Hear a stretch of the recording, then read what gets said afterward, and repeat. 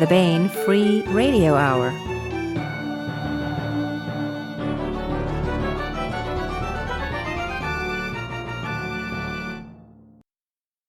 On the podcast, Easter Bunny Team supplemented by Elf Marines released by Santa for special service measuring to ensure all hidden eggs maintain appropriate social distance.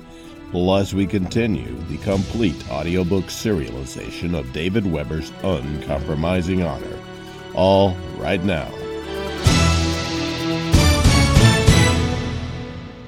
Welcome to the Baen Free Radio Hour podcast. It's an honor to have you along. I'm Baen Senior Editor Tony Daniel. We have a discussion with several authors for a great new anthology this time. The book is called Overruled, and it is all about lawyers, courtrooms, and the uses and abuses of the law in future settings, science fiction law and order at its finest. We have the great artist Tom Kidd, who did the cover for the book and has turned in a story that leads off the anthology, talking about his story and art and such. We have Susan R. Matthews, the creator of the Under Jurisdiction books, who contributes a story to the anthology set in the outskirts of her wonderfully rich Under Jurisdiction far future galactic empire. And Christopher Ruocchio joins us. He is the co-editor of the book, and he also has a story in there set in his own Sun Eater space opera series, which is a very cool sort of Roman take on a far future space opera.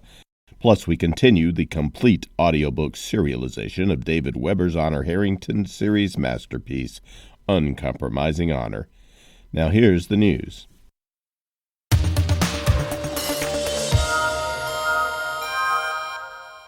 You may have noticed this week that we have introduced a series of reading tips to supplement the usual Baen Free Radio Hour podcast. Why? Well, our feeling is that in these somewhat uncertain days, there's nothing like reading a good book to give you a mental break, lift the spirits, and even inspire you. Like a lot of people, I've been hunkered down where I live for days. And if you're a reader like me, you know you need good books for morale boosters as badly as you need that morning shot of coffee or an excellent meal every once in a while. Reading is fun and entertaining, and, it feeds the soul. It's part of who a lot of us are. Of course, we here at Baen love print books, but in the end, it's the story and characters that count the most, and we love ebooks just as much, because for me at least, it doesn't much matter whether I get lost in a print book or an ebook. It's getting into the story and living with the cool ideas and great characters that counts with any good book. So in that spirit, we want to keep you stocked up and want to keep our authors writing even more great stories. So with those reading tips, I've been pointing out some hidden gems that I know about because I've just been around here for years. A bunch of backlist bargains, such as our omnibus editions, which you can get like all three of a book for cheaper than if you bought them separately. And I wanted to highlight some discounts and such. This month, we have a doozy of a discount. In celebration of science fiction legend Dr. Jerry Pournelle's legacy, and in light of recent events, Baen Books wants to make sure a major milestone in science fiction publishing is available to every reader, whether they can get to the bookstore or not. So we are offering an ebook discount of 25% on Starborn and Godsons by Larry Niven, Jerry Pournelle, and Stephen Barnes. This is the new book that completes the Riot series, and a 50% discount on the previous two books in the series, the first and the second one. This is pure hard science fiction and wonder, adventure science fiction, just like you always get from Larry Niven and Jerry Pournelle and Stephen Barnes. There's a ship with colonists in suspended animation. They arrive at this planet in the Tau Ceti 4 system, the planet Avalon. It's got this brutal ecology with nasty, implacable predators. They fight, establish a beachhead, establish a colony, but then a generation of people very different from the settlers with hugely different motives for traveling to the stars show up. It's a wonderful science fiction premise. It's a lot of fun. And Dr. Jerry Pournelle is back for a wonderful last hurrah of authorial excellence. Get brand spanking new Starborn and Godsons 25% off Baen eBooks at Amazon. All of our ebooks booksellers have this discount applied. And the first two books in the series are half off, 50% off. Those books are The Legacy of Heorot and Beowulf's Children. So go to Baen.com and find them there in all formats, including Kindle, RTF files, whatever ebook format you need, we provide at Baen.com, or you can get them at any of our great ebook distributors, of course, and the same discounts apply there. And we sell our ebooks DRM free for ease of use. It's very simple. When you own a Baen ebook, you own the book. Don't forget those great print booksellers when all this hunkering down is over, but if you can't make it out at the moment, remember, we got you covered with great science fiction and fantasy ebook reading. Check out Starborn and Godson's good stuff for a most excellent price.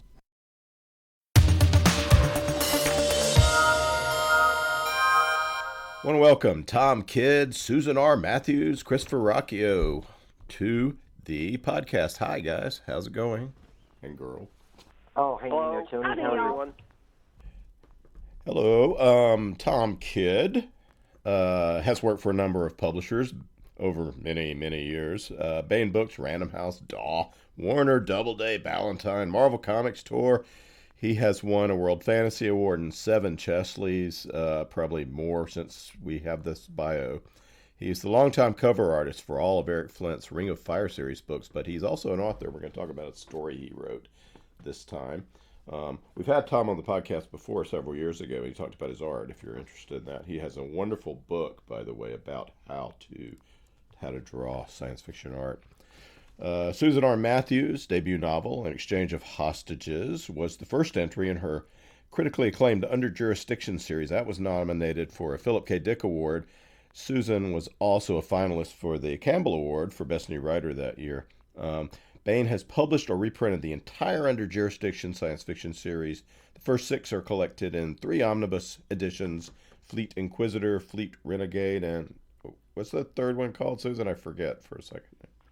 Fleet Insurgent. Fleet Insurgent. And the newest entry in the series are Blood Enemies and Crimes Against Humanity, published by Baen. Susan lives in Seattle with her wife Maggie and delightful dogs and her ham radio addiction. Christopher Ruocchio is the author of the Sun Eater Chronicle, a space opera series from DAW Books, the first novel of which, Empire Silence, is available now. Wait a minute, the second novel's out too. What's the second book called, Christopher? Howling Dark. Howling Dark. And we have a great interview with Christopher talking about that on the podcast as well. He is assistant editor at Baen Books and a graduate of North Carolina State University. And he lives in Raleigh, North Carolina. Where do you live, Tom? You live somewhere in the northeast, right? I live in New Milford, Connecticut. In Connecticut. It's a little town with a lot of people, a town green, and it's pleasant and quiet. That's what I like about it. Good place for an artist. So out now at booksellers everywhere is this wonderful anthology called Overruled, edited by Hank Davis and Christopher Ruocchio, who also has a story in it. Christopher, can you sort of give us a little précis or an idea of the anthology? What is it, and what are the stories in it? It sounds lawyerly. Yes. Yeah, so what we do, right, is Hank Davis has been with Baen for 4 billion years, and one of the things Hank does is he goes through and he collects reprint stories to put together in these anthologies. He usually comes up with a theme. He's done time travel romance stories and monster stories and comedy stories, and he thought it'd be fun to do a Law and Order anthology, right? Courtroom stories, things involving lawyers, science fiction and fantasy, although mostly science fiction. And so that was where we got this. We thought we'd go through and we'd find a bunch of sci-fi fantasy stories that had a judicial theme bent to them. And so we picked up a big list. We got a Larry Niven story in there. We printed an old Heinlein. Larry Correa did a new story for us. Susan and Tom, of course, both wrote new stories for us as well. And it's just pretty widespread of, and yourself, Tony, now to think about it. Sorry, I've got, working on like 3 of these at one time, and they're all starting to run together. I do have a story in here, that's right, yes. Yeah, and a couple of odd ones, too. There's a guy named Louis Newman who I think only wrote the one story that Hank turned up. And wanted to reprint that. It's never been reprinted. So that's one of the things we do too, is we try to find some oddities, things that haven't been reprinted, haven't seen the light of day in a while. We did an original Poul Anderson story in the last one we did that hadn't been reprinted since the 50s, like to do that sort of thing. And so one of the things I do want to talk about, and I'm sure that you wanted to get there too, is that Tom Kidd here did the cover for us, but he also wrote the cover story. But he did the cover off a sketch Hank drew. Hank was doodling what he wanted. He wanted this cover with a robot lawyer trying to plead his case to an alien judge in front of a spaceman who was defending and stuff. And Tom ran with that, and we got this whole story with it too. It was just really exciting how much of this grew in the telling, Yeah, if I can speak for myself, you put something in front of me that doesn't have a story, and I want to make a story for it. So no one asked me to write anything. No one expected me to write anything. But for fun, I started writing it, and then I thought, well, why don't I just show it to them and see what happens? So now I have a published story. Well, let's talk about the sketcher, because it strikes me that the first part of it, all right, it's a story about a courtroom, and there's a robot lawyer, and a really cool sort of emotional support animal for the robot lawyer. That's a call out to Asimov, which is great. But it starts with our defendant, who is an artist, giving a little bit of a tale about the beginning of his life. And it strikes me that might have been autobiographical, Tom. Is that the case? No. No. Actually, everything I write has little bits of, I guess everyone does, little bits of everything that I've seen or experienced in some way. And but no, you know what? You're partly right. Is I have dealt with lawyers. I've hired lawyers, and I wrote about that frustration. I can't write about being a lawyer, but I write about the frustration of dealing with one. And I gave Perry Bricklayer, the robot barrister there, terrible qualities. And then I wrote about sketchers or scribblers' frustration with that. So that's how that came about. No, I want to say one thing. I really want to thank Toni Weisskopf. She saw the story first, and she had many insightful editing notes for it, and she made it far stronger. And of course, Hank and Christopher too for considering it. So that was great help for me.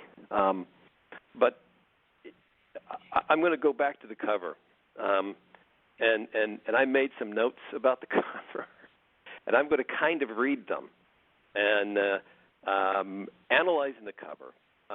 What the hell is going on in this thing? That's what I try to do with covers, is make people wonder what's going on. And it looks like a court in a steam room, something that only a mollusk could enjoy. A slug judge with a gavel and a peruke on his head, eyeing a book of some sort of hieroglyphic art on it. Does he approve or disapprove? The robot wears a powdered wig, so he must be a barrister making his case. Why does this defendant look worried, and why does he wear a spacesuit? If that's what it is, or is it something insidious? What kind of creatures at their feet? Here's my answers. Yes, a mollusk judge. Yes, a robot lawyer named Perry Bricklayer. At his feet, his emotional support animal. You're correct. Dr. Susan Calvin. The defendant is an artist. and I made a note here, write what you know. And the spacesuit is actually an execution suit. Now, I gave away a big plot point in the story, but I thought, why would he be wearing a spacesuit? It makes no sense. And Hank that's one of the things I like, is creating a situation that makes no sense and then making up a story to go with that situation that makes a kind of sense. The other thing that was a little bit of an experiment for me, and I've written a lot of fiction, but I never tried to write one that would be consciously funny. And so this was a unique thing for me, in that I actually was trying to go for laughs, and I may have overdone it. Well, I don't know. It works pretty well. We don't publish no crap here at Baen. Mind you, between Tony and my wife, I had to go through and put some lines through some of my maybe too over the top stuff. I have this philosophy that the only way to know how far I can go is to go over the line, and then have people tell me, "Tom, you've gone too far this time." And each year for several years, my wife and I we came up with a weird Christmas card, and because I wanted to get her to help me with it and give me ideas, I would draw up absolutely salacious stuff about Santa Claus. That there was no way we could send these cards to our relatives. And then she would tell me that I couldn't do that, and force her to help me come up with something more palatable. So it's just an approach.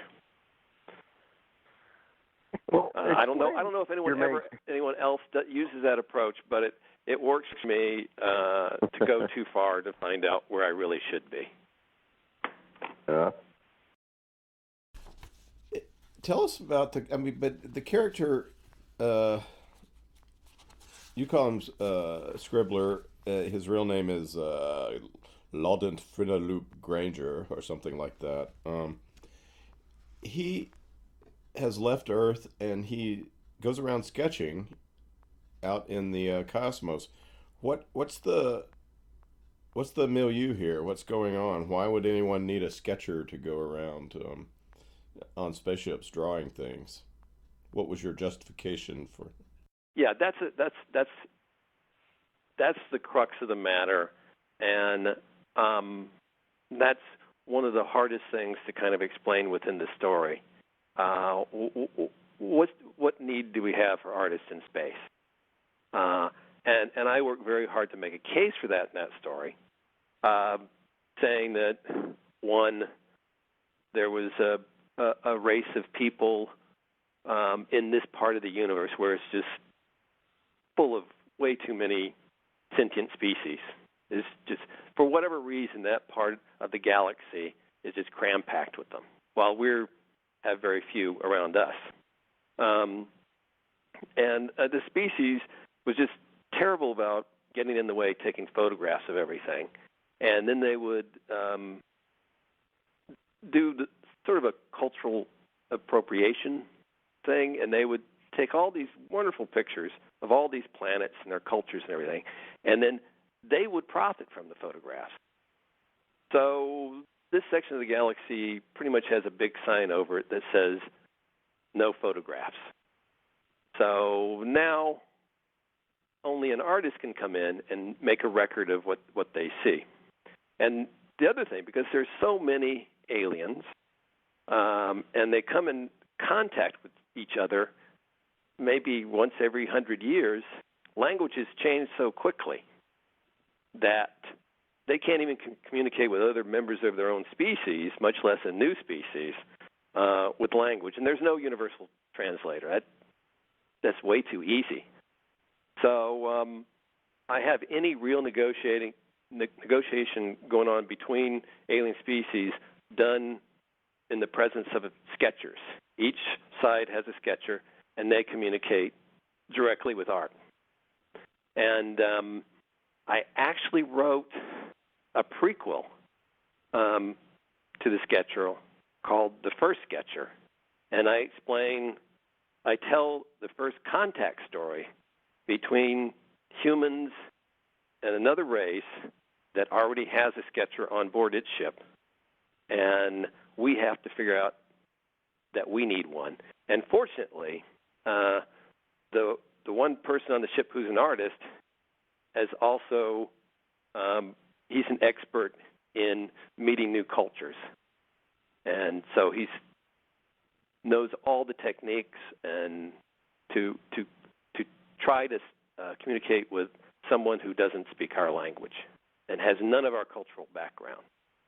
And he resolves this, and he becomes, the story is the first sketcher, he becomes the first sketcher.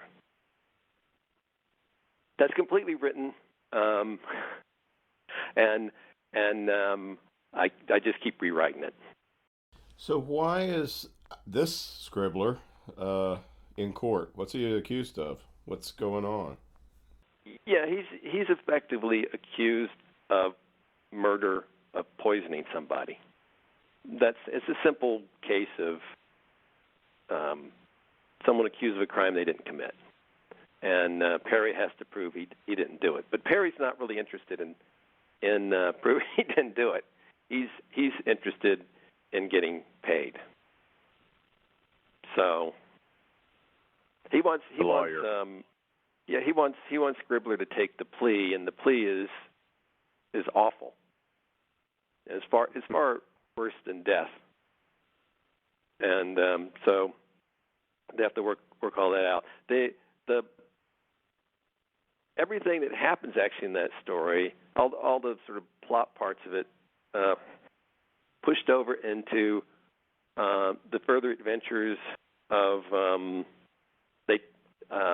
Scribbler teams up with Perry, another character named Queen Catherine, and a character somewhat nicknamed Plain Jane, and they form a detective agency.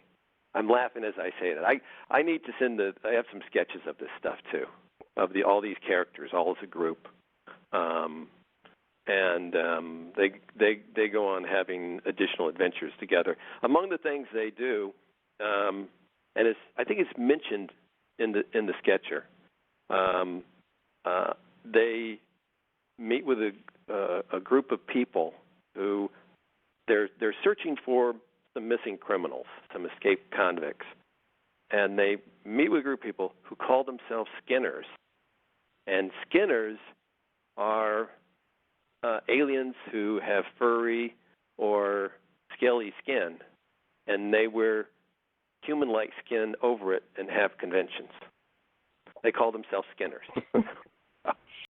I haven't written a lot of sort of totally ridiculous SF, and that's what this ended up being. So I'm not. I've been told, Tom, some of this doesn't make scientific sense what you're doing, and all I do, I try to rewrite it and add a little bit more hint that there's some science behind some of these ideas, and I don't know. I know it's not necessary, but it's really a lot of fun to come up with a reasonable explanation for something that pretty much makes no sense. I'm enjoying writing way too much. On a regular basis, my wife turns to me and says, "Don't you have a cover due in 3 days?" And you're sitting here writing. I go, "Yeah, I better get back to painting." Well, we want you to keep doing both. The one thing about the story that the scene I like the best is where he gets in kind of a seduction scene with an alien by drawing, although she's more of a femme fatale as it turns out. Talk a little bit about that, because I thought that was the most compelling moment in the story, and it was like I could almost feel him being seduced by this really alien creature because she could draw. Yeah. Well, here's the terrible truth about that part of the story. I have step relatives who are very religious, but they love me as an artist.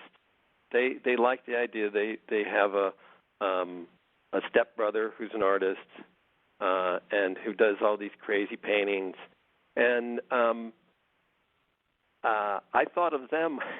I thought of them when I wrote the scene because I thought they'd be horrified by it, and the idea of this sort of, and that's one of the things is I don't see, at least not with television science fiction, I don't see really covering the idea of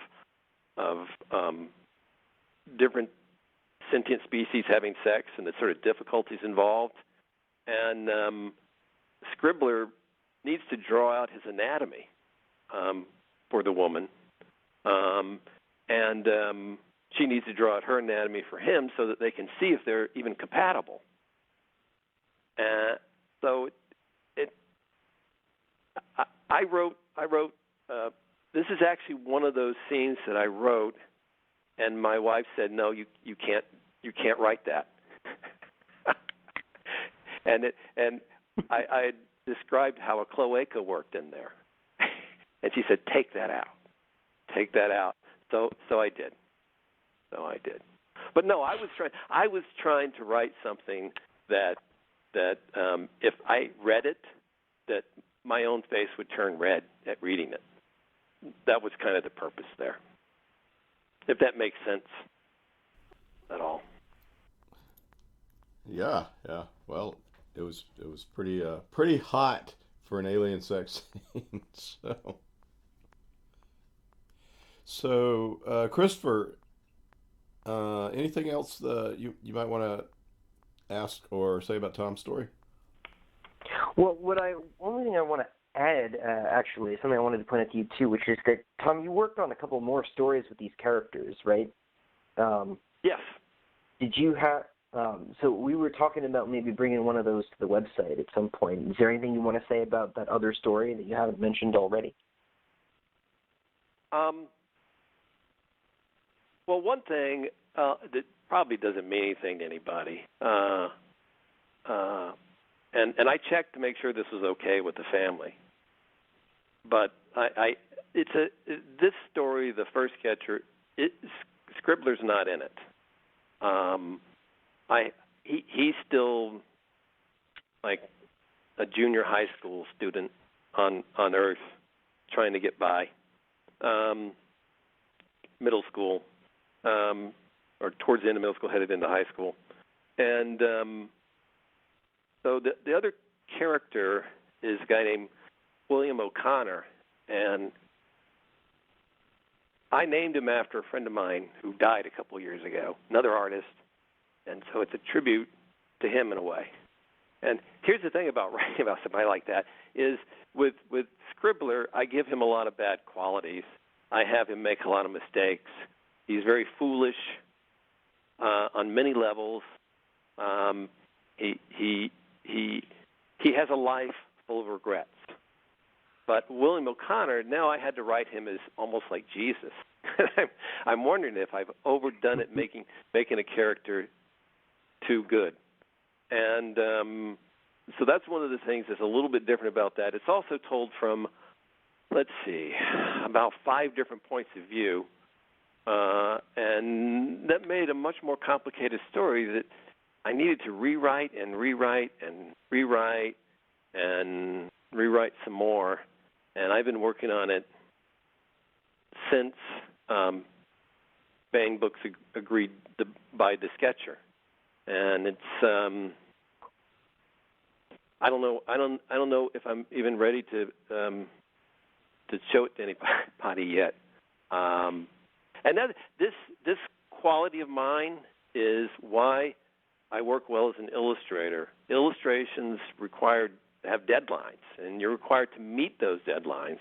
So I know that I'm going to finish a painting, but if I'm working on a painting for myself, it could take years to complete because I keep thinking I can make this 1% better. And it's a very, very bad quality. I know it is.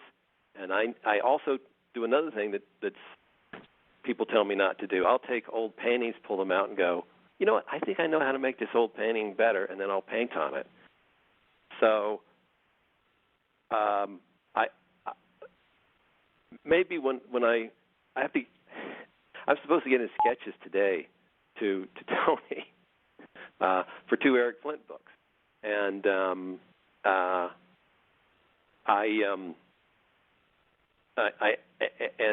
I also want to do the final work on this story at the same time, but the sketches come first. Shall we move ahead and talk a little bit about Susan's story? Well, your story is called The Riot That Wasn't in Port Neaks. And this is set in Under Jurisdiction universe. Can you sort of, some people that are listening will not have heard or understand the Under Jurisdiction universe.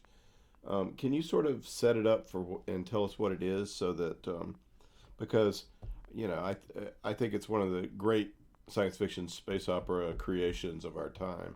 The pertinent part of the series that helps to make this story comprehensible, I hope,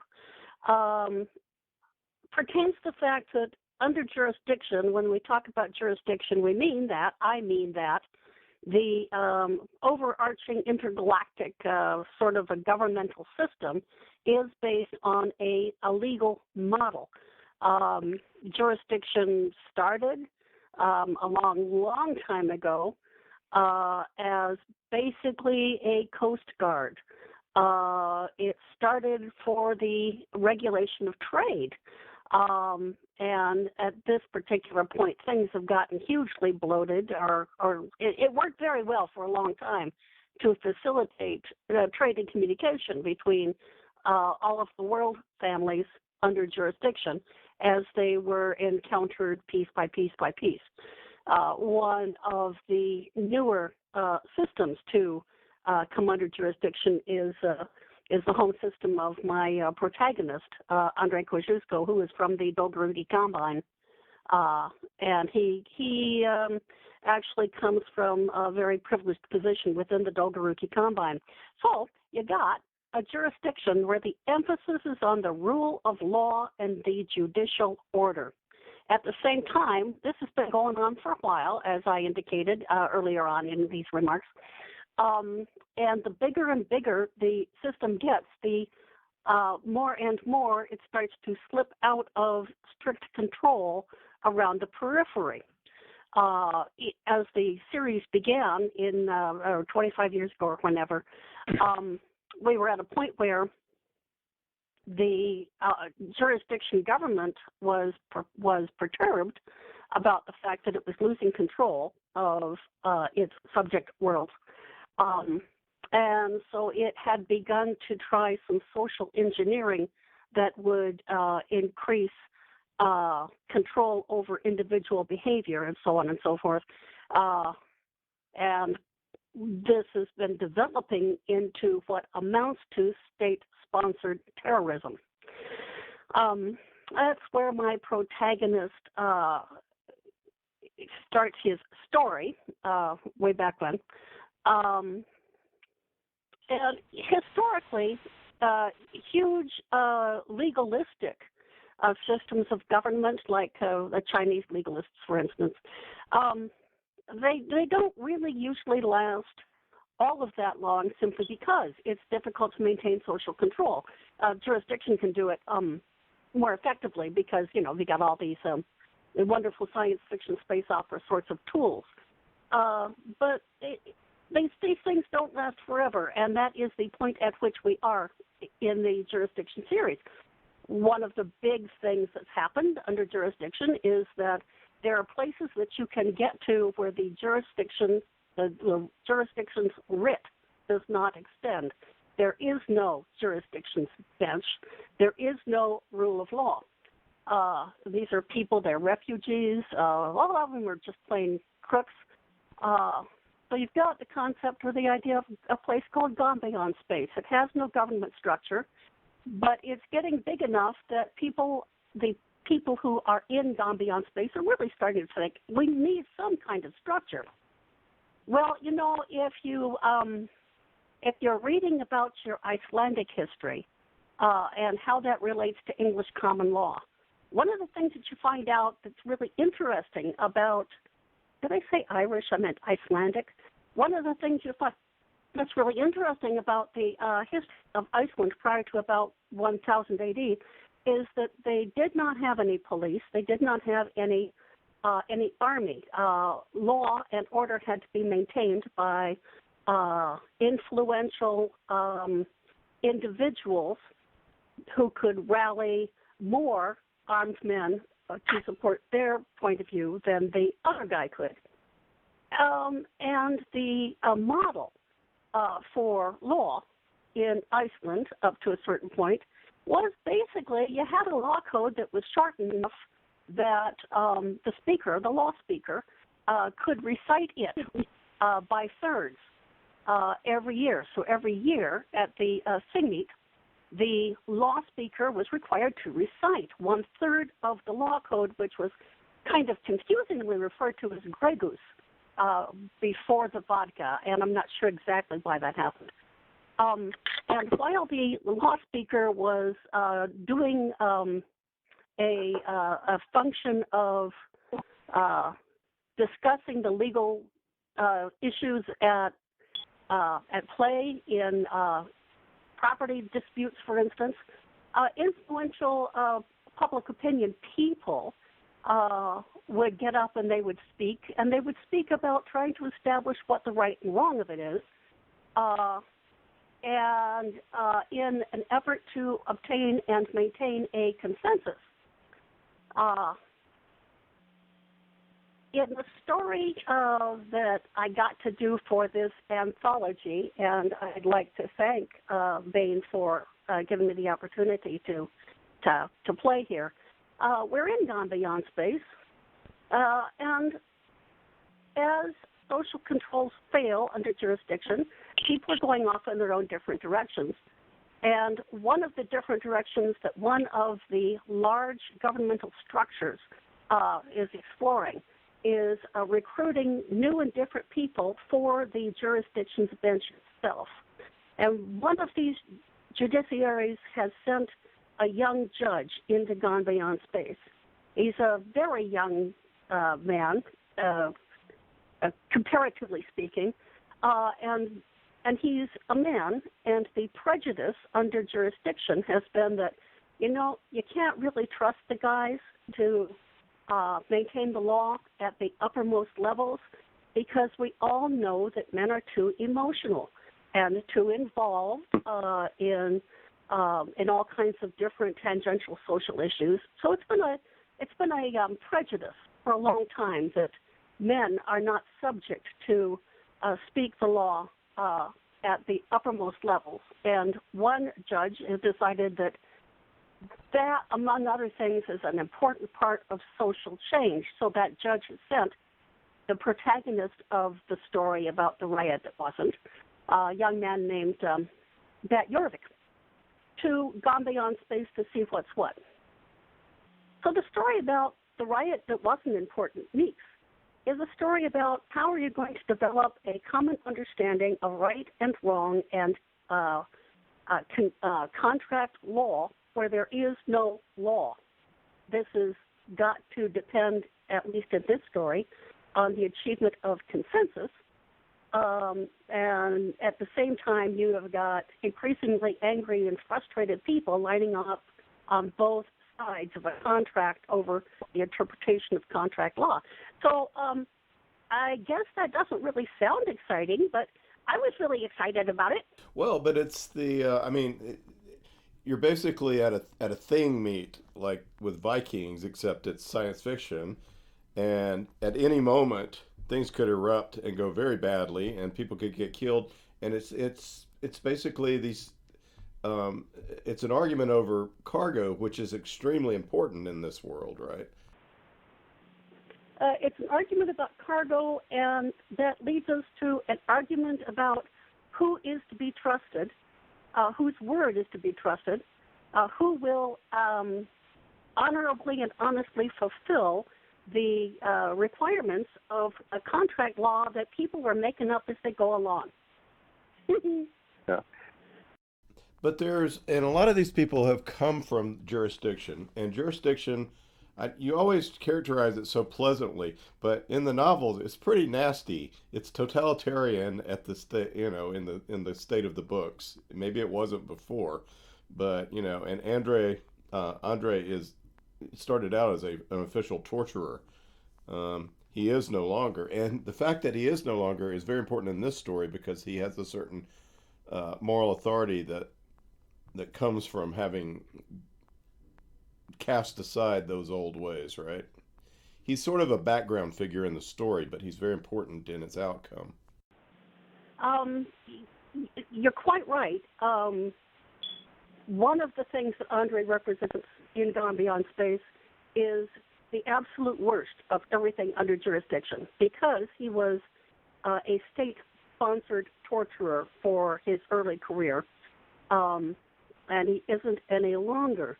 As a very notorious person, as a person that a lot of people in Gonebeyond have got every reason to hate passionately and justifiably, he's a real visible sort of a symbol of this.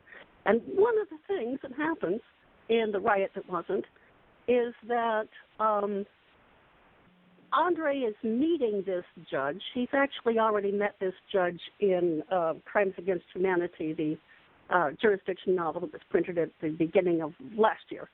So he's actually met this young man, and one of the kind of interesting things for me to write was that in this short story, he's Andre Kosciuszko, most notorious paymaster in the inventory, is in public, visibly and blatantly and overtly declaring his subordination to a judge, because the judge is the rule of law. So that was kind of fun. After all of the years of Andre being the absolute master in his environment, a man who, by definition, cannot commit any crimes except for a really limited range.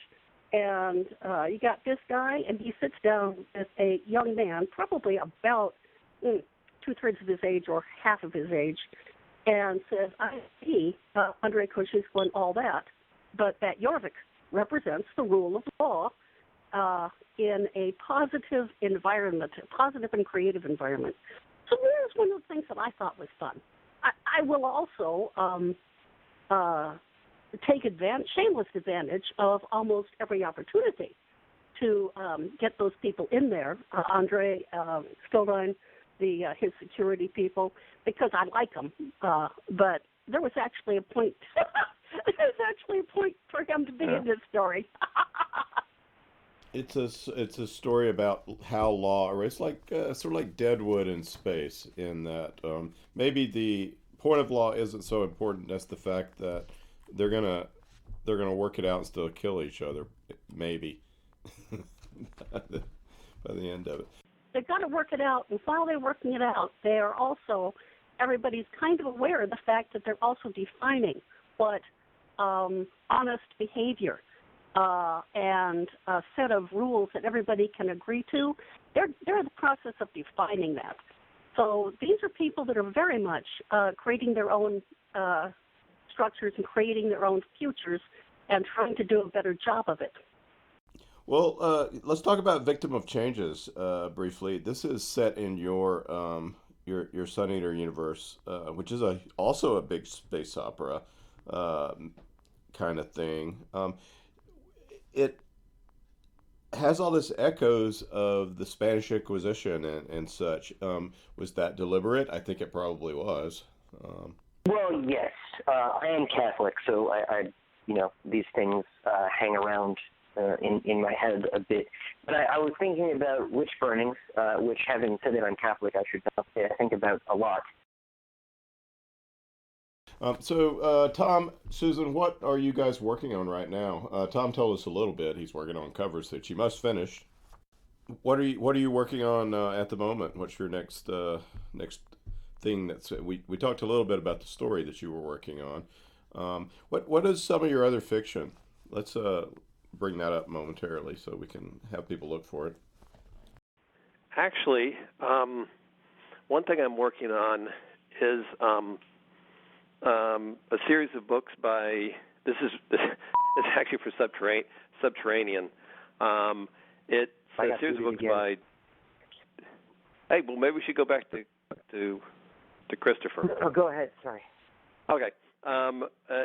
It's Books of Babel by Josiah Bancroft, and I'm doing an illustrated editions of them for Subterranean, as I've said, and that's taking up a good portion of my time. And then besides the 2 Eric Flint books that I'm doing sketches for, I'm also partway into a painting for a Grantville Gazette, which I really love doing those covers with Eric because this is almost like writing for me.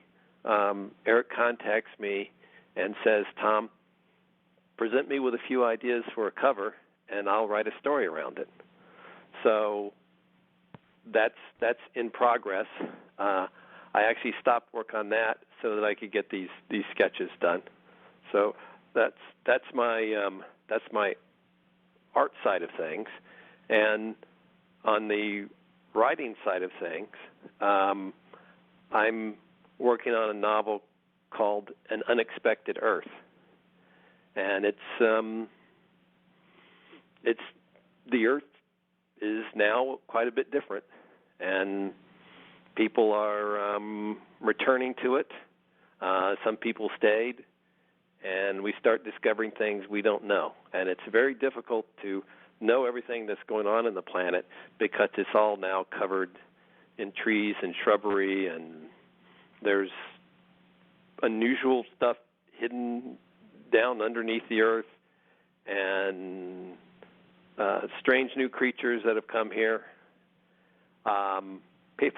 People travel around in things they call homers, which are torus-shaped airships. In other words, they're like donuts, and that's the thing that's been kind of taking up my at the end of the day. I have a choice of reading, watching something on Netflix, or writing, and I find that the writing, strangely enough, relaxes me and puts me into a dream state, and then I can actually go to bed, fall asleep, and dream some more of the story. So I'm always figuring out ways to work even during sleep hours. So that's what's going on. Well, very cool. What is that called again? It's An Unexpected Earth. I haven't really explained everything about it, but it has a lot of little concepts that I've been playing with over the years, and they're showing up in the stories here and there. And I love the idea of like science fiction stories that have a lot of ideas. And that's what An Unexpected Earth is. It's filled with just one idea after another. Hopefully, some will hit as new ideas to people, but I can't know everything that's out there, so I'm sure a lot of it will, I've read this somewhere before. One of the small things in it, I'll just give you an idea. One small, tiny little thing that I thought was a fun idea is I needed a few characters to accidentally fall asleep, and I didn't want to drug them or anything. And they all get on this bus. They're riding along on the bus, and they find out that they're sitting in bus chairs that have empathy foam in them. And it naturally, empathically knows what they need to rest the most and adjust itself to them. And I never heard of empathy foam before, so that I don't know how it would work. But little ideas like that, a lot of little things like that. Cool. Well, we'll be looking forward to Tom Kidd's kitchen sink science fiction novel when you finally get it done.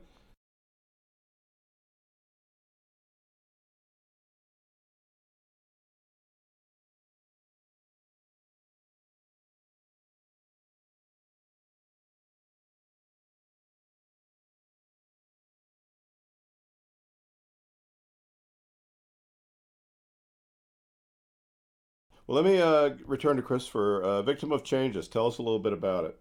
Now, I read a lot about witch burnings and these things as historical phenomenon, and they're the way that they're misrepresented historically. They're far less common than people believe. It was actually against church doctrine for hundreds of years even to believe in witchcraft.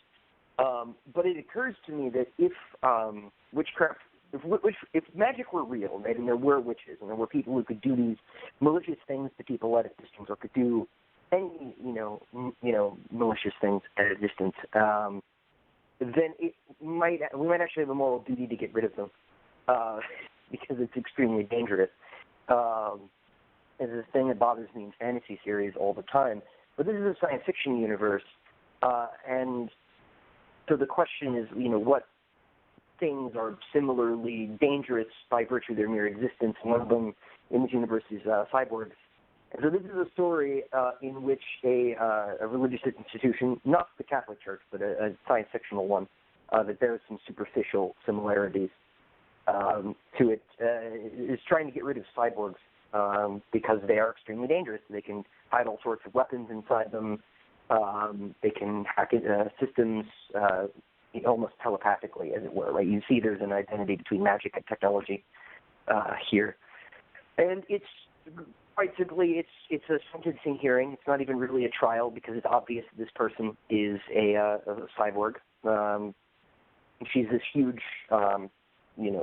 tank-sized, Incredible Hulk-sized machine person with all sorts of weapons and stuff. And she's been brought in under restraint, to be told basically we're going to shut you down.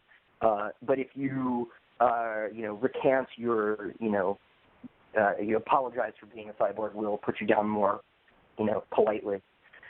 Which she won't do because the cyborgs are much the same way that Susan had Gonebeyond Space. There are people I call the extrasolarians who live between star systems in asteroids, rogue planets, things like that, and they try to avoid law and order. They're radical libertarians, as it were, and the Empire does not like that they exist. They violate a lot of their laws, cyborging themselves being one of them. And she, of course, doesn't respect the Empire's authority and all of these things, and isn't going to stand for it. And it's a pretty straightforward. She of course has some. Well, excuse me. She's got some tricks up her sleeve, right? Being a cyborg, and she tries to get out of this and to attack the court, and things play out as they will. And so that was sort of where she also has her daughter there. Yes, that's one of the mitigating features is she has a still fully human child with her, her child, and the court is trying to figure out what to do with that person, right? Because she's still a person by the court's standards, and so there's a question of where that line between human and post-human is exactly. And the court's trying to work out what to do with the mother and the kid in context. And there's a bit at the end because, of course, they do sentence. Part of it too is that the mother doesn't get to know what happens to a kid, formally speaking, and there's a little bit of acknowledgement of what's left in the mother's humanity, and that the judge tries to find a way to communicate that the kid will be okay.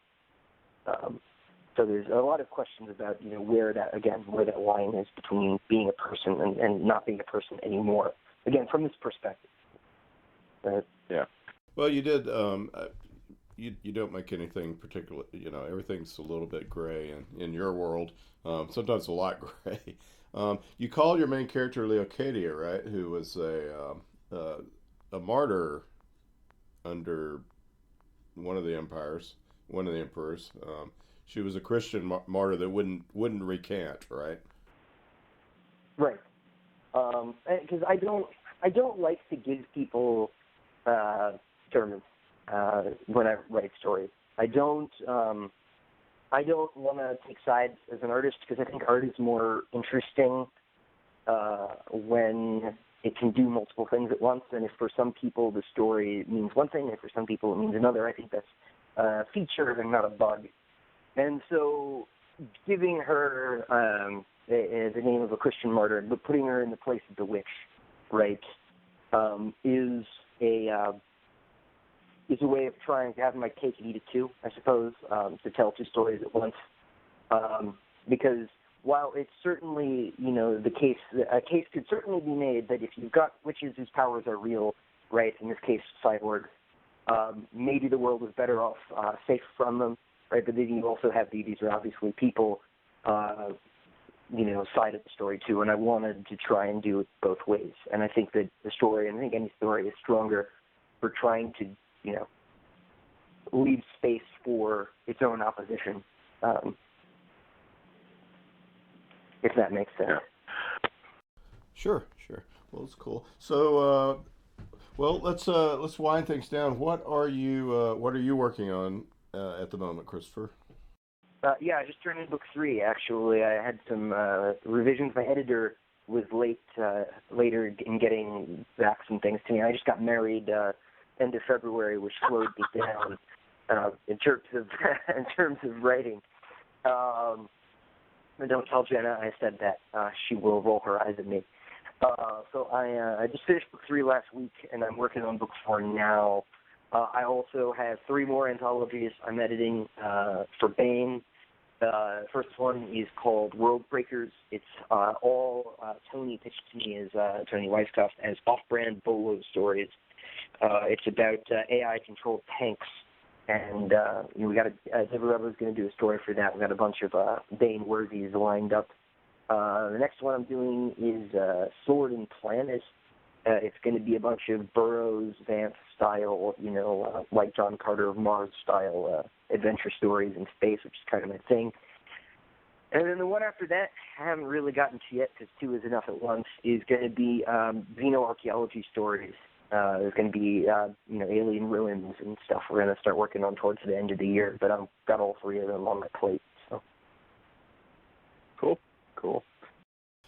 And Susan, are you still in U-boat land? I know you were fascinated by U-boats last year.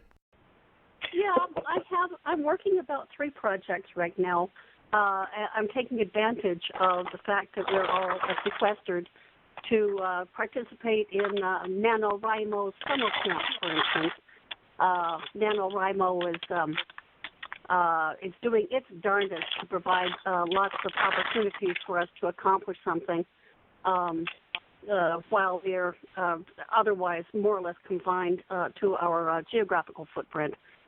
So let's see here. At the beginning of the year, I delivered a novel to a small press that is starting up. It is first of a trilogy of historical romantic fantasy novels about a young man in the Northwest Territories in India, while at the point at which that was kind of tottering on the edge of full-scale Raj, as a person thinks of it historically. And the elevator pitch for that series is Kipling's Kim with Kinks. So I've got the second one of that. The second one of that I owe at the end of the year. What is number? One project is when it turns out, however long it takes for there to be sufficient interest to justify another jurisdiction novel.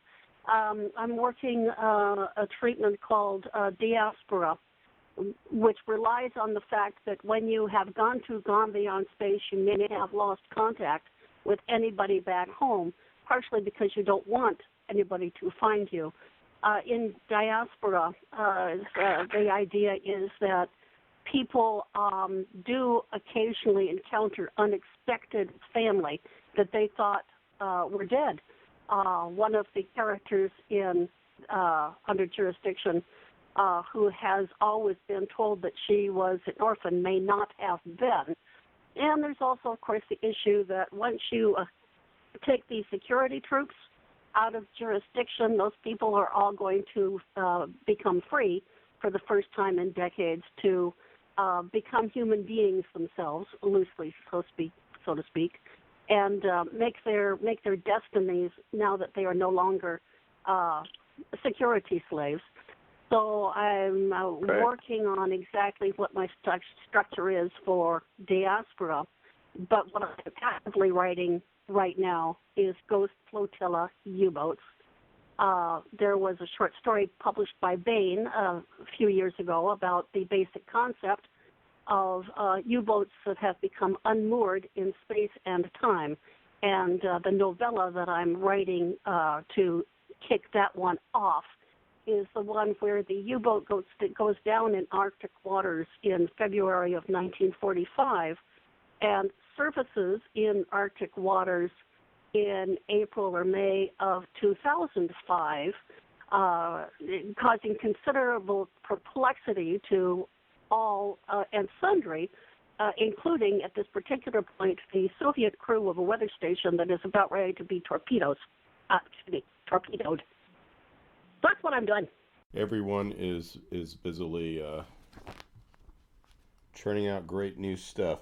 The book out right now is Overruled, which is an anthology of stories about the law and courtrooms in science fiction settings. And it's really great, and we would really love people to get the ebook if they can't get to the bookstores this month, because it's full of good stuff. Tom Kidd, Susan R. Matthews, and Christopher Ruocchio, thank you guys so much for talking about your stories in Overruled today. Thank you. So Susan, Kilo Foxtrot 7, Romeo Tango Foxtrot, that connected.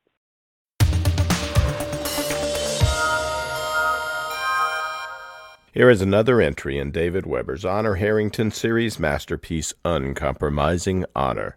Honor keeps her promise. The Solarian League. For hundreds of years they have borne the banner of human civilization, but the bureaucratic mandarins who rule today's League are corrupt and looking for scapegoats. They've decided the upstart Star Kingdom of Manticore must be annihilated. Uncompromising courage.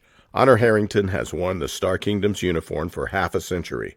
Very few know war the way Honor Harrington does. So far, hers has been a voice of caution. But now the Mandarins have committed atrocities such as the galaxy has not known in 1,000 years. They have finally killed too many of the people Honor Harrington loves. Uncompromising vengeance. Now Honor Harrington is coming for the Solarian League, and hell is riding in her wake. And now, David Weber's Uncompromising Honor. SLNS Quebec. Zung System, Solarian League. Admiral Capriotti tipped back his chair, holding his coffee cup in both hands, and looked around the briefing room table aboard SLNS Quebec at the senior members of his staff. "All right," he said, "now that we've covered the bare essentials, does anyone have any immediate brilliant observations?" The expected chuckle ran around the table, and he smiled. Then he sipped coffee, lowered the cup, and allowed his expression to sober. "Seriously," he said, "this whole thing is coming at us pretty damned fast. I know all of you have a lot of I's to dot and T's to cross, and if I haven't mentioned this, I'm very happy with all of you for the way you've already dug in on that. But we all know perfectly well that the people who planned this must have missed something. Hopefully it's something minor, but it might not be. So I want each of you to spend the next 12 hours or so going over your individual parts of the ops plans. If there's anything at all you think could, should, or might be tweaked to our advantage, I want to hear about it before we leave Zung. The one thing we know for certain about what happened to 11th Fleet is that it got the holy living hell kicked out of it. I have no intention of allowing that to happen to my task force. Is that understood?" He let his eyes circle the table again in a brief bubble of silence, and then Vice Admiral Helland replied. "Yes, sir," she said. "I think I can speak for all of us when I say we have no more intention than you do to put on a repeat performance of that disaster. I believe you can safely conclude we'll be thinking very hard about ways to make sure we don't." "That's what I wanted to hear, Angelica."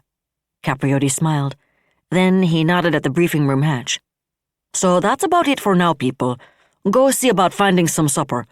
Angelica, I'd like you, Liang Tao, and Jason to stay behind for a moment." "Of course, sir," Helen replied as the remainder of the staff stood, came respectfully to attention, and saluted. Capriotti, with his customary deplorable lack of formality, waved his coffee cup in general acknowledgement, and the staffers filed out of the compartment. The hatch slid shut behind them, and he let his chair come back upright and set the coffee cup back down on its saucer. "The truth is," he said, "I'm not entirely happy about this entire operation. I don't expect that to go beyond the four of us and Gabby, but I want to be sure we're all on the same page." "May I ask in what way you're unhappy, sir?" Helen asked in a careful tone. "From a purely military perspective, I have two concerns, only one of which our orders explicitly approach. The first is that Cachalot is only 57 light-years from Beowulf.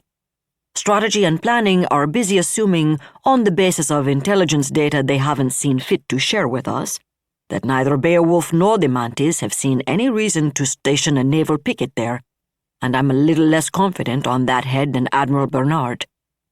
As nearly as I can follow the logic, Cachalot is seen as safely in their column, so there's no need for the imperialists to coerce the system on the one hand. On the other hand, especially with the Beowulf plebiscite still up in the air, they don't want to look like they're strong-arming Cachalot. I'm inclined to think strategy and planning's probably right about the absence of a major Manti picket for whatever combination of reasons, but I'm a long way from certain of it." "Sir," Commodore Jason Schlegel said, "you know I'm not a big fan of the analyses we've seen coming out of old Chicago. Having said that, I think the odds are good S&P is right about this one." He shrugged. "There aren't many things I'd put past Beowulf at the moment, but they do seem to be bending over backward to present themselves in the most favorable light. And the Mantis are generating enough bad press in the League by this wormhole offensive of theirs that they're unlikely to up the ante by effectively occupying a neutral system as populous and wealthy as Cachalot." Capriotti considered the younger man thoughtfully. Schlegel was TF-783's intelligence officer. He was also an extremely bright officer, and at only 56 years old, young for his rank, even in the gold braid-heavy SLN. Unlike altogether too many of his ilk, he brought a skeptic's eye to any intelligence report that crossed his desk, and Capriotti normally valued his input. He did in this case as well, actually, but also remembered that Schlegel considered Beowulf guilty of treason. The Commodore fully accepted the argument that Imogene Tsang's prong of 11th Fleet's disastrous attack would have suffered an even worse slaughter than Massimo Filaretta if Beowulf hadn't stopped her ships from transiting the Beowulf terminus. However, he also believed, probably with reason in Capriotti's opinion, that Beowulf was the source of Manticore's original intelligence about Operation Raging Justice. And he also believed Beowulf's complicity in Manticore's obvious swing to a rawly imperialist foreign policy and its evident intention of seceding posed an existential threat to the Solarian League. "I said I was inclined to think Bernard's people are right, Jason," he pointed out mildly. "Since we don't have any actual pre-attack reconnaissance to confirm that, however, I'm certainly not going to operate on the assumption that they have to be." "Of course not, sir. However, the possibility that they aren't brings me to my second military concern, the one where we have clear direction. What we do if it turns out there is a Manti picket." His tone was considerably grimmer, and his three staffers glanced at one another. "Sir, I know you won't like what I'm about to say," Admiral Helen said after a moment, "but strategy and planning have a point. We can't afford to look ineffectual, especially after what happened at Spindle and Manticore." She did not, Capriotti noticed, mention other events at places with names like Zunker and Saltash. Under the circumstances, pulling back at what we all know the newsies would label the first sign of resistance would undercut Buccaneer's entire strategic premise. Liang Tao Rutger stirred but said nothing. "I'm fully aware of that, Angelica." Capriotti's voice was a bit frostier than the one in which he normally spoke to his chief of staff. I'm also aware of the reported loss of life in that mysterious attack on the Mantis home system. I know there are some who believe their officially released casualty numbers are inflated. Given what obviously happened to their industrial base, though, I doubt they were.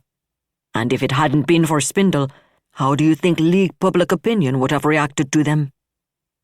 Helen started to reply, then paused. After a moment, she nodded slightly.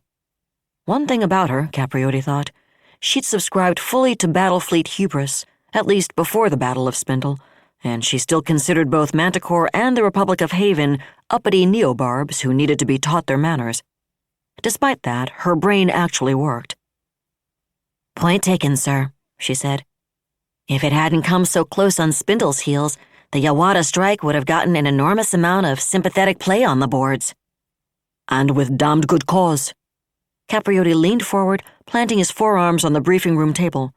"That was a sheer wanton slaughter, with no attempt at all to minimize civilian loss of life. Leave the kinetic impact damage on Sphinx completely out of the equation, and it was still unconscionable." "Sir," Rutger said cautiously, "should we gather from where you're going with this that you're not in favor of Parthian?" "I believe that would be a safe assumption on your part, Liang Tao." Capriotti smiled thinly. "I always was a transparent, easily read sort." "Sir, I understand your concerns and your repugnance, I really do," Helen said. "But as I just said, if Parthian's taken off the table, then Buccaneer's fundamental strategic premise is compromised." "It may be compromised," Capriotti corrected her. "A lot would depend on how it was taken off the table. If there is a Manti or Beowulfan naval presence in Cachalot, and if I choose to avoid Parthian on the basis that it would result in unnecessary and avoidable civilian deaths, and make it clear that that's the only reason I'm not executing Parthian, we come off looking restrained, not ineffectual, especially in the aftermath of all the contradictory stories about what happened to 11th Fleet." Helen looked less than convinced, but she clearly recognized that this wasn't a good place to push. Capriotti gave what he'd just said a few seconds to sink in, then sat back once more. "I don't see any need to discuss this particular concern with the rest of the staff," he said. "If S&P is right and there's no picket to get in our way, it will never arise. If there is, then the final decision on Parthian will be mine anyway. I want all three of you, though, to be thinking about the possibility that S&P isn't right, and considering what I suppose you might call a partial Parthian. The outer systems infrastructure, especially in the Snapper Belt, has a much lower population, and the people in it are much more lavishly equipped with life pods and small craft. Given even a few hours' warning, they should be able to evacuate almost totally. Going after Snapper would make Buccaneer's point, I think, and if I emphasize to the system government that we were deliberately avoiding heavier casualties, we should get credit for showing restraint as well." Helen nodded with what might have been a bit more enthusiasm. "All right," Capriotti stood. "I think we could all use some supper of our own. Why don't the three of you join me in my dining cabin?" "Of course, sir. Thank you," Helen said, and the three staffers followed him from the briefing room. Angelica has a point about Buccaneer's premises, Capriotti thought as they headed for the lift shaft. She's not the only person who's going to make it either. For that matter, it's a virtual certainty that sooner or later somebody is going to execute Parthian, whatever I do. He hid a mental grimace. Parthian was the one part of the detailed ops plan with which he totally disagreed from the instant he read it. The new improved cataphracts in the pods, which had been delivered along with TF-783's instructions, had effectively unlimited range. Well, all missiles had effectively unlimited range, really, but the cataphract second stage meant it was capable of terminal maneuvers at the end of its run, as opposed to a purely ballistic weapon coasting helplessly through space after its impellers burned out. That meant, in theory, that missiles launched from well outside the 15.84 LM hyperlimit of the Cachalot system's K4 primary were fully capable of hitting targets in the vicinity of Orca, the system's inhabited planet, despite the fact that Orca's orbital radius was less than 3 light minutes. For that matter, Orca's orbital infrastructure wasn't what one might call an elusive target. Capriotti had no doubt that Liang Tao Rutgers and his tactical officers would be capable of taking out every bit of it without ever crossing the limit inbound. But there were two things no TAC officer could possibly guarantee if Capriotti ordered them to do that.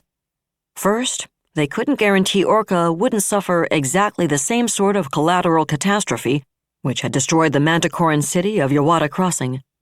And second, and even worse, if he executed Parthian, essentially a hit-and-run strike from extreme range to avoid entering the Mantis missile envelope, there would be no time for an orderly evacuation. They'd probably save more lives than the Mantis had managed to save in the Yawata strike. But almost 1 billion of the Cachalot system's 6.9 billion citizens lived and worked in that infrastructure. In the course of his career, Vincent Capriotti had done more things he hadn't liked than he cared to contemplate. Committing mass murder wasn't going to be one of them, whatever Operation Buccaneer called for. But sooner or later someone will, Vincent, he thought. It's the next best damned thing to an Eridani violation, but someone will. And what the hell do we do when the Solarian League starts violating the edict? He didn't like that thought. He didn't like it at all.